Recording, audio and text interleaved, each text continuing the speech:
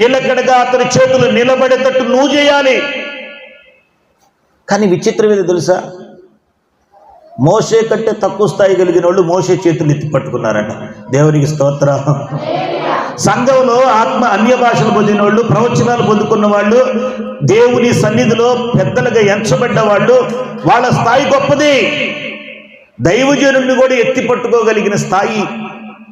దైవజనుడు ఆ ఊరు ఈ ఊరు వెళ్ళి అనేకుల భారాన్ని పెట్టుకుని ఒకవేళ నిరుత్సాహపడి ఆ చేతులు ఎత్తలేని స్థితిలో ఉండగానే, మేమున్నామయ్యా, నీ ఆత్మ, నీ మీద పనిచేసే దేవుని ఆత్మే మా మీద కూడా పనిచేస్తుంది కనుక నువ్వు ఎత్తలేకపోయినా నీ చేయి పట్టుకుని నేను కూర్చుంటానని ఒక పక్క ఒకళ్ళు, ఒక పక్క ఒకరు కూర్చున్నారు. అందువల్ల ఏమైందంట, గొప్ప విజయం వచ్చేసింది. దేవుని స్తోత్రం. చిన్నవాళ్ళు పెద్దవాళ్ళ చేతులు పట్టుకుని కూర్చుంటున్నారు.